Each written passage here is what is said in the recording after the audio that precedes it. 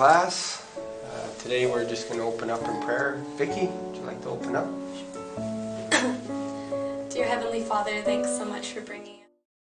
Next secondary indicator is called open interest. So let's see what is the open interest. So as the name suggests, open interest are the open position in the market in derivative contracts in the form of derivative contracts.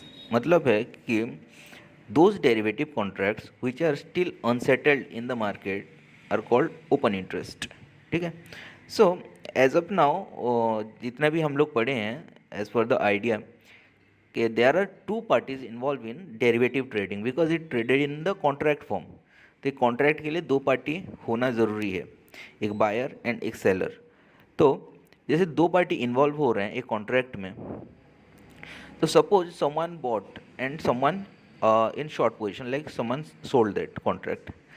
तो अभी क्या हो गया, they are still open in the market, मतलब unsettled है. अगर आपने कोई कॉन्ट्रैक्ट खरीदे हो तो वॉट अबाउट दैट, ओके, आप उसको क्या करोगे.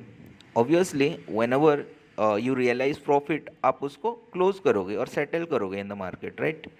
सो जब तक आप सेटल ना करो उसको, you have the interest in that contract ना, आपका उसमें फोकस रहेगा ना. अदरवाइज तो नहीं रहेगा कि जैसे आपने पोजीशन क्लोज कर दिया तो उसके बाद तो देखने की ज़रूरत नहीं, but until you close your position तब तक आप तो चेक करोगे.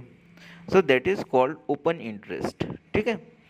सो क्या हो रहा है कि यहाँ पे जैसे एक कॉन्ट्रैक्ट इन्वॉल्वमेंट कितना है, दो पार्टी, एक बायर एक सेलर. तो यहाँ पे ओपन इंटरेस्ट 1 हो रहा है व्हेन दोज टू पार्टी क्या कर रहे हैं कि अगेन अपना पोजीशन क्लोज कर रहे हैं. So one is in long position and another one is in short position. तो द लॉन्ग पोजीशन क्या कर रहा है, अपने पोजीशन को सेटल और क्लोज कर रहा है. कैसे करेगा, लॉन्ग पोजीशन जो किया है बाय किया था अभी सेल कर रहा है, तो वो उसका पोजीशन स्क्वायर ऑफ हो गया. Buy and sell, positive and negative equals neutral, तो उसको स्क्वायर ऑफ कहते हैं. सिमिलरली जो सेल किया था मार्केट में वो बाय कर रहा है, बाय बैक कर रहा है, तो sell and buy that is negative and positive equals to neutral, and उसका भी स्क्वायर ऑफ हो गया, मतलब वो पोजीशन क्लोज कर दिए. सो इन दैट सिनेरियो यहाँ पे ओपन इंटरेस्ट 0 हो जाता है. अभी क्या हो गया, वो कॉन्ट्रैक्ट के ऊपर उन लोगों का इंटरेस्ट रहा ही नहीं, okay, because they already have settled their position, close कर चुके हैं. तो this is how the open interest changes. ठीक है. And this is something different than volume. Volume is actually the trade counts. यहाँ पे ट्रेड काउंट्स डबल हो जाते हैं विद इन दैट डे. ठीक है. जैसे कि एक बार बाय हो गया देन दूसरे बार सेल हो गया तो एग्जीक्यूटेड क्वांटिटी डबल हो जाते हैं, बट ओपन इंटरेस्ट यहाँ पे डिक्रीज होके 0 हो रहा है. Okay. Okay. There are one more conditions about open interest के suppose open interest shifted hands. जैसे कि यहाँ पे इस एग्जांपल में ए एंड बी थे, ए ने बाय किया था, बी ने सेल किया था. अभी क्या कर रहा है, जो बाइंग पोजीशन और होल्डिंग कॉन्ट्रैक्ट्स है ए के पास, वो मार्केट में सेल कर रहा है, बट बी उसको बायबैक नहीं कर रहा है. There is another party actually, और एक पर्सन आ गया मार्केट में C, and he is interested to purchase that contract. तो यहाँ पे ए से क्या हो रहा है, ए जब अपना पोजीशन क्लोज कर रहा है और सेल कर रहा है तो सी बाय कर रहा है. इसका मतलब है कि कॉन्ट्रैक्ट एक ही अवेलेबल है मार्केट में जो कि शिफ्ट हो रहा है, ट्रांसफर हो रहा है ए से सी तक. ठीक है. क्योंकि बी अभी तक क्लोज नहीं किया है वो पोजीशन को. सो इस जगह में क्या हो रहा है कि ओपन इंटरेस्ट अनचेंज रहता है. ठीक है. बिकॉज ओपन इंटरेस्ट तो एक ही कॉन्ट्रैक्ट है ना, वो ए एंड बी के बीच ट्रेड हुआ था, अभी ए निकल गया बट ए की जगह में सी आ गया, तो ट्रांसफर हो गया कॉन्ट्रैक्ट, हेंस यहाँ पे ओपन इंटरेस्ट अनचेंज रहता है. तो this is the interesting fact about open interest. Then the next secondary indicator is rollover. Rollover is the renewal or extension of the contract. As already discussed कि जैसे कि as we know futures contracts have validity, like उसका maturity होता है. तो there are 3 types of, as per the maturity there are 3 types of contract available in the market. What are those? First one is called near month contract, then mid month contract and 4 month contract. Whatever the contract और उसका expiry अगर इस महीने का है, like the months which are going on, और current month जो चल रहा है अभी, उस महीने के लास्ट थर्सडे का एक्सपायरी वाला कॉन्ट्रैक्ट को हम लोग नियर मंथ कॉन्ट्रैक्ट कहते हैं। सिमिलरली अगर हम लोग नेक्स्ट मंथ जो करेंट मंथ चल रहा है उसका नेक्स्ट मंथ कॉन्ट्रैक्ट को अगर हम लोग बाय परचेस करते हैं, लाइक नेक्स्ट मंथ के लास्ट थर्सडे को जो एक्सपायरी हो रहा है उसको अगर परचेस करते हैं तो उसको मिड मंथ कॉन्ट्रैक्ट कहते हैं। Okay, and the same way अगर थर्ड मंथ कॉन्ट्रैक्ट को हम लोग खरीदते हैं तो उसको 4 मंथ कॉन्ट्रैक्ट कहते हैं। सो क्या हो रहा है कि suppose someone there is a person A, उसने फ्यूचर कॉन्ट्रैक्ट्स एक बाय किया है, परचेज किया है करेंट मंथ का, ठीक है, मतलब नियर मंथ कॉन्ट्रैक्ट किया है, एंड ही रियलाइजेस कि द अंडरलाइन एसेट्स और जो कॉन्ट्रैक्ट का पोटेंशियल है इन फर्दर फ्यूचर में वो बढ़ने का और चांसेस है। तो क्या करेगा, he intends to carry forward that contract, और वो कॉन्ट्रैक्ट को नेक्स्ट मंथ तक लेना चाहेगा, होल्ड करना चाहेगा। So there is a provision called roll over, तो उसको बोलते हैं कि रोल ओवर, कैरी फॉरवर्ड करना और रोल ओवर करना। देयर इज़ ऑप्शन जिसके तहत आप उसको रोल ओवर कर सकते हो। There is some charges included in roll over process, like buying and selling का प्रोसेस में जो चार्जेस लगता है वो चार्जेस एप्लीकेबल होता है जब आप रोल ओवर ऑप्शन को ऑप्ट करते हो। But the idea is this is the extension और renewal process of the contract, ठीक है, जो कि आप नियर मंथ था अभी उसको एक्सपायरी के पास पर रोल ओवर किया, मतलब उसको एक्सटेंशन कर रहे हो to the next month contract. And this is a data actually, and it indicates how the underlying assets has the perception towards the next और future में, और further क्या होने वाला है इससे पता चलता है कि रोल ओवर डेटा, बिकॉज जितने भी होल्ड किए हैं कॉन्ट्रैक्ट्स इन फ्यूचर्स, तो वो अंडरलाइन एसेट्स जो है उसको रिसर्च करके और उसके बिहाफ में वो लोग रोल ओवर कर रहे हैं ना, तो as per their research we can refer कि आगे जाके इस अंडरलाइन एसेट्स में और सारा पोटेंशियल है बढ़ने का, ठीक है। तो this is the data of roll over. So generally traders यहाँ पे मेंशन किया गया है कि generally the traders who use the futures contract as hedging against their holding under holding क्या हो रहा है कि under underlying securities. So they generally do roll over their futures contract because they believe there is still potential on the securities to move as per their target expectation. जैसे कि मैंने बताया था कि यहाँ पे भी वही मेंशन किया गया है। तो roll over data shows some upward move in the directions, ठीक है, तो hence it indicates the future upward move of the underline assets. We compare the rollover data along with the other data like volume and open interest to find out the direction of the futures contract. Hence, these are the secondary indicators available in the market. So whenever we trade in a derivative like futures or options, तो हम लोगों को ये सब data देखने का ज़रूरत है, लाइक ओपन इंटरेस्ट हो गया and volumes and roll over. So ये लोग अब हम लोगों को this data can help us to figure out the directions more precisely, थोड़ा क्लैरिटी हम लोगों को मिल जाएगा। So in order to trade in derivatives we should follow some trading behaviour और patterns of trading, and that patterns और behaviour is called trading cycle. So as per the trading cycle, the price movement of any security in stock market performs a seesaw or wave kind of pattern. ठीक है, as we everyone know कि जैसे how the stock market runs actually, अगर आपने देखा होगा charts और the price behaviour और प्राइस एक्शन को देखा होगा अपने चार्ट में, तो that chart moves actually seesaw, और कैसे अप्स एंड डाउन होते ही चलता रहता है, like wave kind of pattern form करता है, कभी अप हो गया फिर डाउन होता है फिर अप होता है, ऐसे चलता है. ठीक है, so this up and down और वेव काइंड ऑफ पैटर्न को अगर हम लोग फ्रेगमेंट करते हैं एंड जोड़ते हैं तो ये कैसे हो जाएगा, एक साइक्लिक मूवमेंट हो जाएगा ना. जैसे कि दो एक ऑफ्स है, लाइक हाफ सर्किल है off side, then down side half circle है, तो दोनों को जोड़ दिए तो वो एक साइक्लिक मूवमेंट हो गया. So this cyclic movement actually happens performs or market performs in this cyclic movement because of the demand and supply.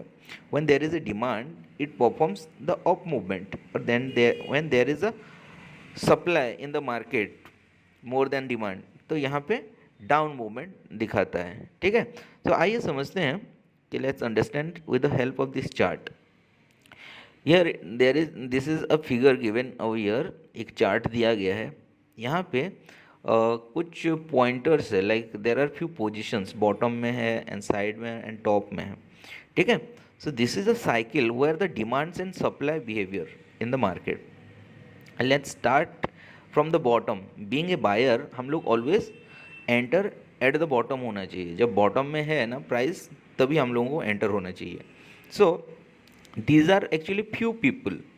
सारे एंटर नहीं हो पाते because they can't figure out, उनका रिसर्च उतना स्ट्रांग नहीं होता. बट कुछ लोग होते हैं जिनका एक्सपीरियंस्ड होता है, दे एग्जैक्टली फिगर आउट कि वो underline assets whether it is a stock और इंडिसेस उसका पोजीशन कहाँ पे है, whether it is a bottom और सपोर्ट लेवल जिसको बोलते हैं, ये बॉटम में है या टॉप में है. तो अगर वो लोगों को लगा कि ये बॉटम में है तो वो क्या करते हैं कि उस स्टॉक्स में एंटर करते हैं और they start purchasing that underline assets, stocks हो या इंडेक्सेस हो. तो जैसे ही खरीदते हैं वहाँ पे डिमांड स्टार्ट हो जाता है.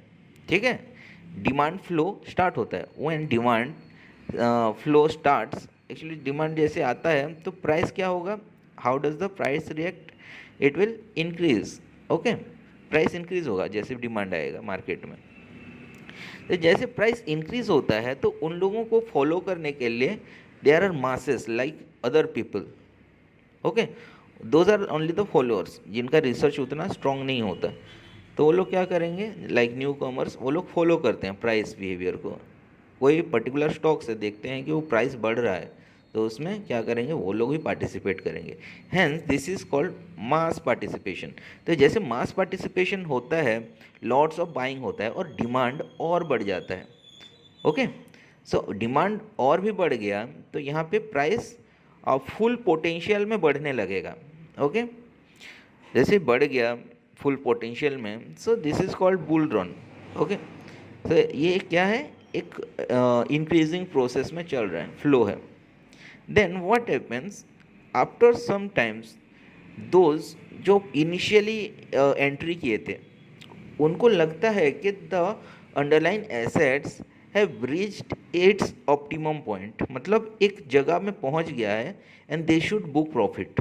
तो पहले जो फ्यू पार्टिसिपेशन था, जो एक्सपीरियंस थे, वो लोग वहाँ पे अपना प्रॉफिट बुक करना स्टार्ट करेंगे. Once they start booking profit, actually profit book मतलब सेल करना स्टार्ट करेंगे. तो वंस सेलिंग आ गया तो वहाँ पे क्या हो रहा है, सप्लाई आ रहा है एंड डिमांड जो था उसमें थोड़ा सा इम्पैक्ट आना स्टार्ट हो गया. तो सेलिंग आएगा तो प्राइस क्या होगा, जो फ्लो में बढ़ रहा था ना वो फ्लो धीरे धीरे लूज़ करेगा, मोमेंटम लूज़ करेगा वहाँ पे. Okay, and that is the distribution phase. Distribution phase में हम लोगों का प्रॉफिट बुकिंग स्टार्ट हो जाता है. फिर से वो मास पार्टिसिपेशन लोग उसको देख के वो लोग भी स्टार्ट करेंगे क्या, प्रॉफिट बुक करना. जबकि जो एक्सपीरियंस थे, जो फ्यू पार्टिसिपेशन था, उनका प्रॉफिट मार्जिन और प्रोजेक्शंस ज़्यादा रहता है. एंड इन द फ्लो जो मास पार्टिसिपेशन था उनका प्रॉफिट प्रोजेक्शंस कम रहता है. Like these are the scalpers, where as the few participation और experienced one are those are actual trader. तो जैसे इन लोगों को फॉलो करते हैं on the sale side also, तो ये लोग स्कैल्पिंग के लिए सेल करेंगे. तो सेलिंग जब आएगा मार्केट में, सप्लाई आ रहा है, that means price gradually decrease होने लगेगा. ठीक है, तो जैसे डिक्रीज होगा फिर क्या करेंगे, देयर आर और मासेस है ना, और भी लोग हैं अनएक्सपीरियंस लोग. अभी देखेंगे कि प्राइस बिहेवियर, प्राइस घट रहा है और द फ्लो में पार्टिसिपेट करने के लिए वो लोग और सेल करने लगेंगे. और सेल कर लिए तो वो सेलिंग साइड में और डाउन साइड में और भी नीचे आने लगेगा विथ फुल मोमेंटम. ठीक है, once again we already have studied about the short selling process, right? तो शॉर्ट सेलिंग प्रोसेस में क्या होता है कि people don't have the holdings, still they can sell that underline assets. तो यहाँ पे क्या हो रहा है कि ऐसे कुछ लोग, ओके, जो कि डाउनफॉल का एडवांटेज लेने के लिए वो लोग शॉर्ट सेलिंग करेंगे. तो शॉर्ट सेलिंग कर दिए तो और भी डाउन आएगा, बिकॉज सेलिंग आ रहा है ना, सप्लाई हो रहा है मार्केट में, तो ये होते होते आ जाता है, ठीक है। बट यहाँ पे रिएक्ट कैसे होगा, जो शॉर्ट सेल किए हैं ना, शॉर्ट सेल का ऑब्लिगेशंस होता है कि you need to buy back that underline assets, okay. जैसे स्टॉक हो गया और इंडिसेस हो गया, उसको आपको सेम डे में बाय बैक करना है एंड रिटर्न करना है आपका ब्रोकर को, ठीक है। अदरवाइज वो ऑक्शन में चला जाता है, एक प्रोसेस हमने समझे थे। तो इन दैट सिनेरियो वो शॉर्ट सेल जो किए हैं वो लोग क्या करेंगे, उसको बाय बैक करेंगे। तो जैसे बाय बैक करेंगे तो थोड़ा सा वो इम्पेक्ट करेगा वो फ्लो में, बिकॉज बाइंग आ रहा है, फिर से डिमांड धीरे धीरे क्या फ्लो पकड़ रहा है। तो जैसे बायबैक करेंगे तो वो जो फ्लो में गिर रहा था, डाउनफॉल ले रहा था दैट अंडरलाइन एसेट्स, वो वहाँ पे थम जाएगा। And this is the called accumulation phase. वहाँ पे हम लोग बोलेंगे कि that underline asset is in at accumulation phase, ठीक है। एक्यूमुलेशन फेज को नोटिस करके फिर से आपका फ्यू पार्टिसिपेशन यहाँ पे स्टार्ट हो जाएगा। दोज एक्सपीरियंस जो पहले इनिशियली आपका बुलिश रन में पार्टिसिपेट करते हैं, उनको दिखेगा कि the stock which was falling is at accumulation phase and now this is the opportunity, this is the time to enter in that stock. फिर से वो लोग पार्टिसिपेट करेंगे, बाइंग फिर से स्टार्ट होगा एंड डिमांड फिर से बढ़ने लगेगा, फिर उनको देख के मास पार्टिसिपेशन आएंगे, फिर डिस्ट्रीब्यूशन आएगा। Hence this is a cycle, ठीक है। This is the demand and supply cycle. So being a derivative trader हम लोग क्या करना है, उसको फॉलो करना है। And the best point to enter as a few participation, जैसे कुछ लोग एक्यूमुलेशन फेज को नोटिस करते हैं ना, तो हम लोगों को भी एक्यूमुलेशन फेज नोटिस करके बॉटम में एंटर करना है, अगर हम लोग लॉन्ग साइड में हैं तो, ठीक है। एंड डिस्ट्रीब्यूशन फेज में प्रॉफिट बुक करना है। अगर हम लोग शॉर्ट साइड में हैं तो हम लोग डिस्ट्रीब्यूशन फेज में एंटर करना है एंड एक्यूमुलेशन फेज में बाय बैक करना है और निकल जाना है। So hence this cycle indicates और informs about few other factors like support and resistance. This bottom level is called support level. Support level किसको बोलते हैं कि जहाँ से the price face difficulties to break below. जैसे कि यहाँ पे एक्यूमुलेशन फेज है, एक्यूमुलेशन फेज से आपका डिमांड स्टार्ट हो रहा है, मतलब जो फॉल हो रहा है वो फॉल को यहाँ पे क्या कर रहा है, रजिस्ट कर रहा है, ओके। यहाँ पे क्या क्या हो रहा है कि वो फॉल जो था वो थम गया है and hence this is called support level. Similarly जो डिस्ट्रीब्यूशन फेज है and the peakest point that is the resistance level. Resistance मतलब this is the point when the market finds difficulties to move above. So यहाँ पे क्या हो रहा है, distribution हो रहा है, मतलब यहाँ पे सेलिंग जनरेट हो रहा है। तो जो प्रीवियस फ्लो था, फ्लो ऑफ बुलिश मूवमेंट, तो बुलिश मूवमेंट को वो मोमेंटम को यहाँ पे रजिस्ट कर रहा है, रोक कर रहा है यहाँ पे। That's why this is called resistance level. So resistance and support के बारे में भी हम लोग पढ़े थे पहले ही। तो रेजिस्टेंस एंड सपोर्ट में हम लोग कैसे बिहेवियर करना है, this is already been discussed. तो these are few trading cycle का कुछ आइडिया हमें मिल गया है। सो फर्दर व्हाट हैपेंस कि दिस कैटेगरीज और something, these are the few categorize this data, और ये जो डेटा है इससे कुछ कैटेगराइज किया गया है further. Like these categories are called long build up, long unwinding, short build up and short covering, ठीक है। So as per the position in the cycle, इसको टेक्निकली एक टर्म दिया गया है, जैसे long build up, long unwinding, short build up and short covering. So what is a long build up? Let's see what is long build up. So long build up is a position where the price continues to move up.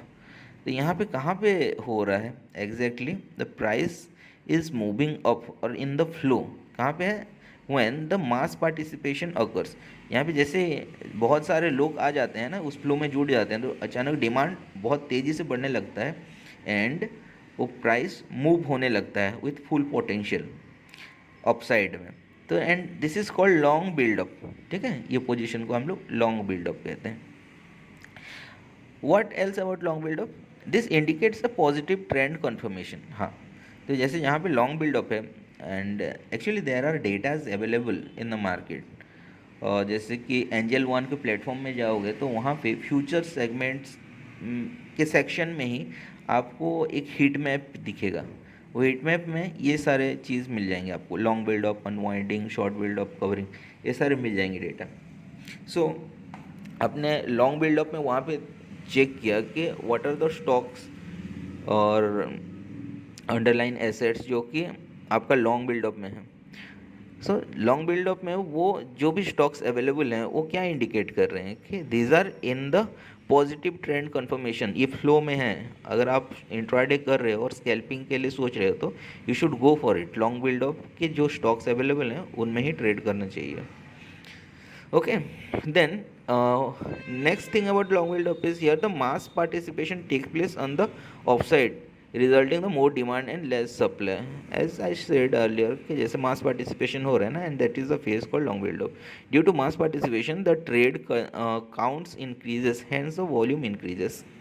Obviously, mass participation आएगा तो trade counts increase होगा, execute ज़्यादा numbers होंगे and volume increases.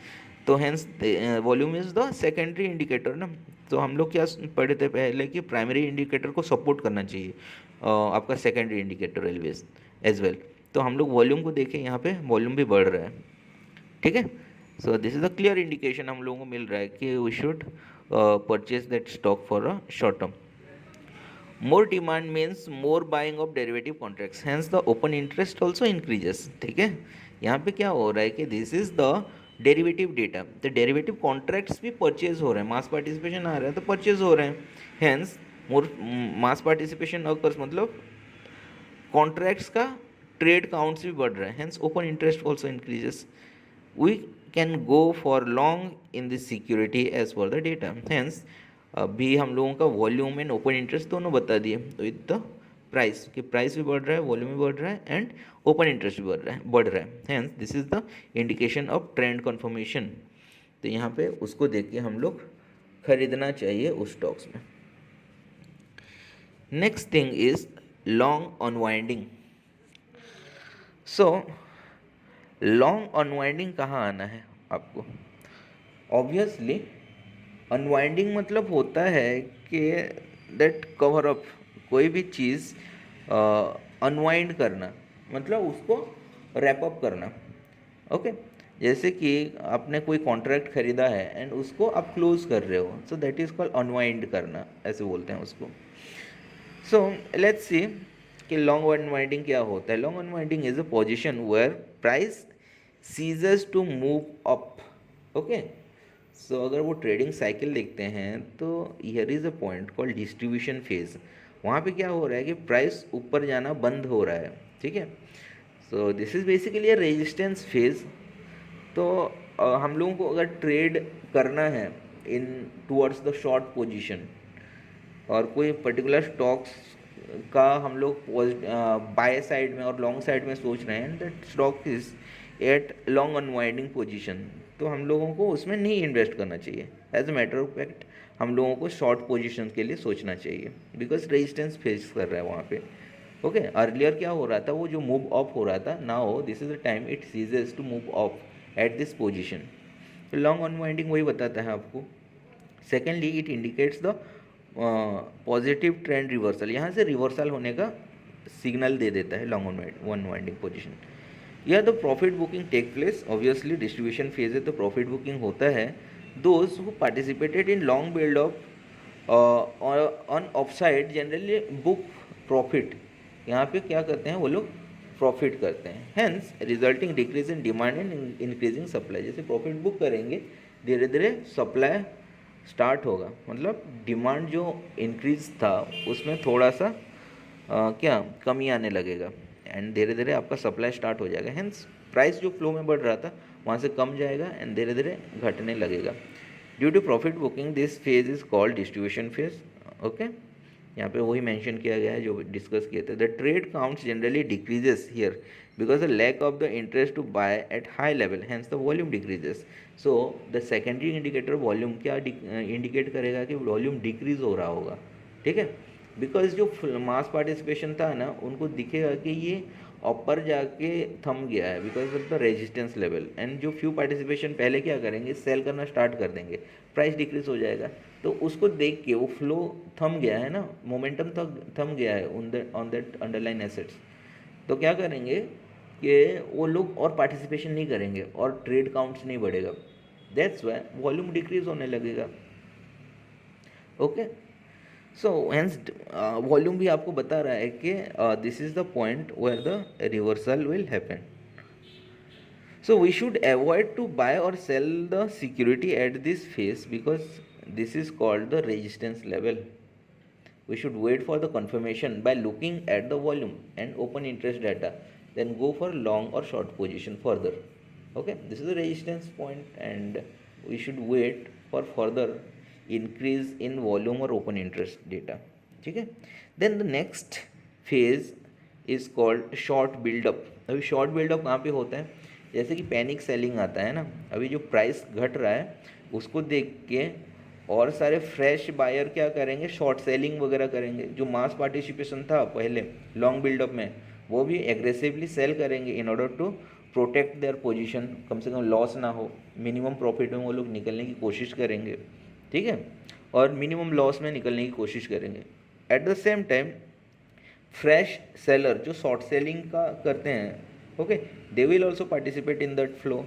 सो आपका down side में अभी price क्या करेगा, मोमेंटम पकड़ने लगेगा, ओके, इन फुल फ्लेज वो गिरने लगेगा, and this is the phase called short buildup, because short selling buildup हो रहा है ना, शॉर्ट सेलिंग लोग पार्टिसिपेट कर रहे हैं, hence it is called short buildup हो गया। तो यहाँ से क्या होगा, हम लोग शॉर्ट साइड में पार्टिसिपेट कर सकते हैं। ओके, फर्दर एज डिस्कस कि जो शॉर्ट साइड में पार्टिसिपेट करते हैं उनको बायबैक करना होता है। तो जैसे बायबैक करेंगे, again the flow will stop there, जो गिर रहा था दैट मोमेंटम विल लूज, थोड़ा सा वहाँ पे ब्रेक लगना स्टार्ट हो जाएगा, जैसे बाइंग आ जाएगा, मतलब डिमांड जनरेट हो रहा है थोड़ा थोड़ा, ठीक है, and that is the position called accumulation phase, और यहाँ पे उसको हम लोग शॉर्ट कवरिंग बोलेंगे। तो short covering generally indicates your support level, whereas the long unwinding indicates the resistance level. So we should enter into the trade as per the data given here. ऐसे देख के हम लोग long unwinding and short covering ये सब data में enter and exit लेना चाहिए, because it is near the support and resistance level. Whereas अगर स्कैल्पिंग करना है तो हम लोगों को long buildup and short buildup positions को फोकस करना चाहिए, ठीक है। Okay, here is a resistance and support level, यहाँ पे एक पिक्चर दिया गया है जहाँ पे again the positions are also mention, long buildup, long unwinding, short buildup and short covering, and at the same time आपका सेकेंडरी इंडिकेटर का बिहेवियर भी बताया गया है। जैसे कि लॉन्ग बिल्डअप में क्या हो रहा है, वॉल्यूम इंक्रीज हो रहा है as well as open interest increase हो रहे हैं, ठीक है। उसके साथ that primary indicator is also increasing, आपका प्राइस भी इंक्रीज हो रहा है। तो तीनों अगर क्लैरिटी मिल रहा है आपको, so that position is called long buildup. Then at long unwinding, यहाँ पे देखेंगे तो प्राइस धीरे धीरे इंक्रीज जो हो रहा था वो रेजिस्टेंस ले रहा है, ओके, मतलब that flow is stopping there, ceasing, पहले जो फ्लो था। अभी यहाँ पे सेकेंडरी इंडिकेटर डेटा क्या बोल रहे हैं, आपका volume will be in decrease mode, मतलब वॉल्यूम यहाँ पे धीरे धीरे कम रहा होगा, hence the open interest are also decreasing, यहाँ पे सेटल्ड हो रहे होंगे, जो ओपन इंटरेस्ट हुआ था, बिल्डअप हुआ था, वो सेटल्ड हो रहे होंगे, तो डिक्रीज दिखाएगा आपका, and this is called unwinding phase. Then next short buildup, similarly short buildup में प्राइस डिक्रीज हो रहा है, okay, and that price decrease because of the short position buildup, okay. तो शॉर्ट पोजीशन बिल्डअप हो रहा है मतलब ओपन इंटरेस्ट बढ़ रहा है, hence the volume is increasing, क्योंकि डाउन साइड में आपका ट्रेड काउंट्स बढ़ रहे हैं, शॉर्ट सेलिंग वगैरह कर रहे हैं, तो वॉल्यूम इंक्रीज हो रहा है, and this is called short buildup.